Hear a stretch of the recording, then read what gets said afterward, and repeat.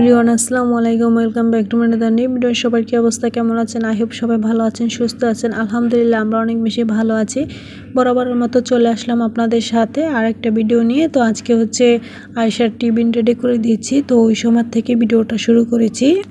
তো আয়েশা আজকে টিফিন নিব লুডুস, তো লুডুস ওরকে রান্না করে দিয়েছি। তো এর মধ্যে আমরা সকালে নাস্তা করে নিয়েছি। তো ওর স্কুল টাইম যেহেতু দুপুরে, তাই নাস্তা করার পরে ওকে টিফিনটা রেডি করে দিয়েছি। তো লুডুসটাকে রান্না করা হয়ে গিয়েছে।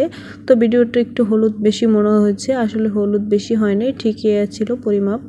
তো ভিডিওর মধ্যে একটু অন্যরকম লাগছে। তো ওকে টিফিন বক্সের মধ্যে একসাথে ভরে দিয়েছি গরম গরম অবস্থায়।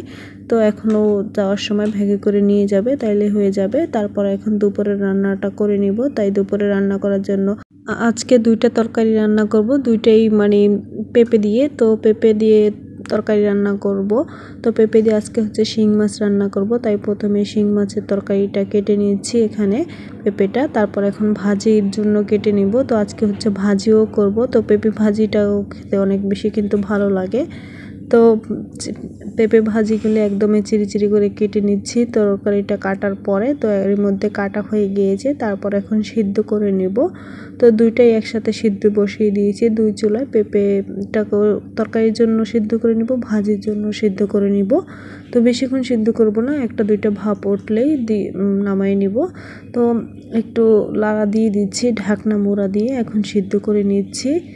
যারা আমার ভিডিওর সাথে আছেন এখনও একটা লাইক দিতে ভুলে গিয়েছেন, প্লিজ একটা লাইক দিয়ে দিবেন। আপনাদের একটা লাইক আমার ভিডিওটা অন্যদের মাঝে পৌঁছে দিতে সাহায্য করে আর আমার নতুন নতুন ভিডিও বানানোর উৎসাহ জাগায়। তো এর মধ্যে পেঁপে যেটা ভাজি করব ওটা সিদ্ধ হয়ে গিয়েছে, ওটাকে ছেঁকে নিয়েছি। তারপর এখন হচ্ছে বাগার দিয়ে নিব। তো এখন বেশি করে পেঁয়াজ, তেল, কাঁচামরিচ দিয়েছি। তারপর দিয়েছি একটা ডিম, পেস্টে একটু ভাজার পরে ডিম দিয়ে যেহেতু ভাজি করব তাই ডিম দিয়েছি। ডিমটাকে একটু ভেজে নিয়েছি। তারপর দিয়েছি হাফ টেবিল চামচ হলুদের গুঁড়ো, 1 টেবিল চামচ লবণ দিয়ে এখন সুন্দর করে ডিমটাকে একটু ভেজে নিব হলুদের সাথে। তারপর দিয়ে দিচ্ছি পেঁপেটা। তো পেঁপেটা দেওয়ার পরে এখন সুন্দর করে লাড়া দিয়ে তারপর ভাজি করে নিব। আর চুলার আঁচটা মিডিয়াম আছে। যারা আমার চ্যানেলে আজ নতুন ভিজিট করেছে তাদের কাছে যদি একটু আমার ভিডিও কোনো অংশ ভালো লাগে থাকে, চাইলে আমার চ্যানেলটা সাবস্ক্রাইব করে আমার পাশে থেকে যেতে পারেন। আর আমার ভিডিওগুলি আপনারা সময় সুযোগ বুঝে দেখে নেবেন। তো এখানে হচ্ছে তরকারি রান্না করে নিব। তরকারি রান্না করার জন্য এখানে দিয়ে দিচ্ছি পরিমাণ মতন পেঁয়াজ, পরিমাণ মতন তেল দিয়ে তারপর দিয়ে দিচ্ছি এখানে বাকি মশলা। তো মাছ রান্না করতে যা যা মশলা লাগে সব ধরনের মশলা দিয়ে তারপর ভালো করে কষিয়ে নিচ্ছি। তো ভালো করে কষানোর পর তারপর দিয়ে দিচ্ছি শিং মাছ। তো শিং মাছটাকে এখন কষিয়ে নেব ভালো করে মশলার সাথে। তো আজকে শিং মাছ ভেজে রান্না করছি না, আজকে কষিয়ে রান্না করছি। তো আজকে একটু অন্যরকমভাবে তরকারি রান্না করছি। তো ভালো করে মাছটাকে কষানোর পরে মাছগুলি তুলে নিচ্ছি। তো মাছগুলি তুলে নেওয়ার পরে তারপরে পেঁপেটাকেও এটার মধ্যে ভালো করে কষিয়ে নিব মশলার সাথে। তো ভালো যদি মাছটা না ওঠানো হতো তাহলে মাছটা কিন্তু ভেঙে যেত, ভালো করে কষানো যেত না। তাই মাছটাকে উঠিয়ে নিয়েছি। তো মাছটা উঠানোর পরে এখন ভালো করে কষিয়ে নিয়েছি। তারপর ঢাকনা মোড়া দিয়েছি আর অনেকটাই পানি বের হয়ে গিয়েছে। তো পানিটা বের হওয়ার পরে ভালো করে কষিয়ে নিয়েছি।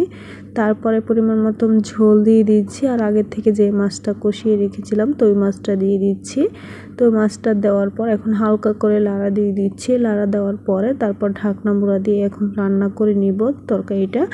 তো এখন রান্নাটা মোটামুটি হয়ে আসছে। তো এখন ধনেপাতাটা দিয়ে দিব হালকা করে লাড়া দেওয়ার পরে। ধনেপাতাটা দিলে খুবই একটা ভালো একটা ফ্লেভার আসে তরকারির থেকে আর খেতে অনেকটাই টেস্ট বেড়ে যায়। তরকারি কালারটা কিন্তু অনেক সুন্দর আছে আর খেতেও ভালোই লাগছিল। তো এই ছিল আজকে দুপুরের রান্না। তারপর হচ্ছে সন্ধ্যার পরে আজকে হচ্ছে চিকেন মোমো সিদ্ধ করে নিয়েছি। তো এখন আমরা খাবো সন্ধ্যায়। তো এই ছিল আজকে সন্ধ্যার নাস্তা। তো আজকের ভিডিওটা দেখে কেমন লাগছে অবশ্যই কমেন্ট করে জানাবেন। আজকে এখানে বিদায় নিয়ে নিচ্ছি। আল্লাহ হাফেজ।